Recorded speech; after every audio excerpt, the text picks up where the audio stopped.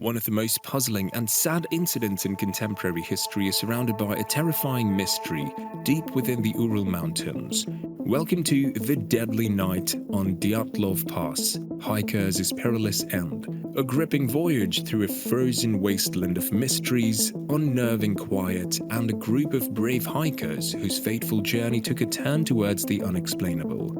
Imagine a tranquil, time-untouched wilderness where a group of intrepid travelers set out on a winter trip that would soon turn into a terrifying conundrum. The narrative unfolds against the backdrop of a bitterly cold night when winds whispered secrets through snow-covered trees and the ruthless elements banded together with an unidentified entity to seal the fate of 9 individuals. We'll navigate through the terrifying details, revealing the perplexing circumstances that obscure the events of that fatal night as we enter their world of ambiguity. Our journey is one of mystery, science, and speculative thought, where theories appear out of thin air like specters, each providing a window into the mystery that has eluded explanation for years. The Dyatlov Pass Incident occurred in 1959 when 9 Soviet hikers, led by Igor Dyatlov, died in the northern Ural Mountains. The experienced group had set up camp on Kholat-Syakhl's eastern slopes. They fled the campsite, inadequately dressed for heavy snowfall and sub-zero temperatures. After their bodies were discovered, 6 died from hypothermia, while the other 3 were killed by physical trauma.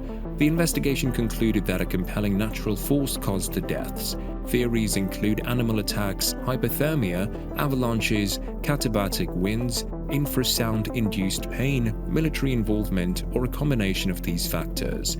Let's delve into the issue deeply. On January 25, 1959, a group of skiers arrived in Ivdel, Sverdlovsk Oblast, and then traveled to Vizhai. They spent the night in Vizhai, where they brought bread and ate loaves of bread for the next day's hike. On January 28th, Yuri Yudin, a member of the health issues, turned back due to knee and joint pain. The remaining 9 hikers continued to trek. On January 31st, they prepared for climbing and cached supplies in a wooded valley. They deviated westward towards Kholat-Syakhl, setting up camp on the mountain slope instead of a forested area. Yudin speculated that Dyatlov chose to practice camping on the mountain slope. Dyatlov had promised to send a telegram to their sports club upon their return to Vizhai, but no messages were received. The group's relatives demanded a rescue operation, and the head of the institute sent rescue groups. The army and police forces joined the operation. On 26 February, searchers found the group's abandoned and damaged tent on Kholat-Syakhl. The tent was half torn down and covered with snow, and 9 sets of footprints were found. The searchers found the first 2 bodies, Krivonishenko and Doroshenko, shoeless and dressed in underwear. Between the pine and the camp, Dyatlov, Kolmogorova, and Slobodin died in poses suggesting they were attempting to return to the tent. The remaining 4 travelers took over 2 months to find. They were finally found on 4th May under 4 meters of snow in a ravine 75 meters further into the woods. Oh my god. Now let's take a look at how the investigation happened. A legal inquest began after the first 5 bodies were found, and a medical examination found no injuries that might have led to their deaths. It was concluded that they all died of hypothermia. 3 of the hikers had fatal injuries. Fibor Brignoles had a major skull damage. Dubinina and Zolotaryov had major chest fractures, and V.A. Vozrozdeny, the forensic expert, judged that these injuries happened post-mortem due to the location of their bodies in a stream. Initially, there was speculation that the indigenous Mansi people, reindeer herders local to the area, had attacked and murdered the group for encroaching upon their lands. However, the investigation indicated that the nature of the deaths did not support this hypothesis. The dead were only partially dressed, with some having only 1 shoe, while others wore only socks. The inquest files claimed that 6 of the group members died of hypothermia and 3 of fatal injuries. There were no indications of other people nearby in Kholat-Syakhl apart from the 9 travelers. The tent had been ripped open from within, and the victims had died 6 to 8 hours after their last meal. Traces from camp showed that all group members left the campsite of their own accord on foot. The official conclusion was that the group members had died because of compelling natural force. The inquest officially ceased in May 1959 due to the absence of a guilty party.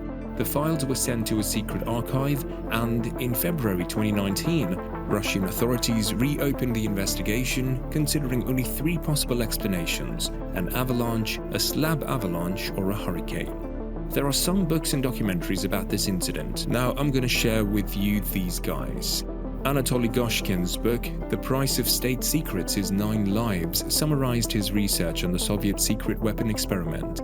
Critics criticized the book for its focus on speculative theories, but its publication led to public discussion and interest in the paranormal. Former police officer Lev Nikitich Ivanov admitted that the investigation team had no rational explanation for the accident and dismissed claims of flying spheres. In 2000, a regional television company produced a documentary film, The Mystery of Dyatlov Pass, which Anna Matveyeva published as a docudrama novella. The book includes broad quotations from the official case, diaries of victims, interviews with searchers, and other documentaries. The Dyatlov Foundation, founded in 1999, aims to continue investigating the case and maintain the Dyatlov Museum to preserve the memory of the dead hikers. A memorial plaque was inaugurated in Solikamsk in Ural's Perm region on 1st July 2016, dedicated to Yuri Yudin, the sole survivor of the expedition group. The Dyatlov Pass Incident serves as a haunting reminder of the mysteries nature can conceal and the unanswered questions that may remain unanswered in the story of hikers is fateful and serves as a haunting reminder. If you found this video interesting and want to know more things like this, stay tuned. For that, don't forget to subscribe to our channel, like, comment and share our videos.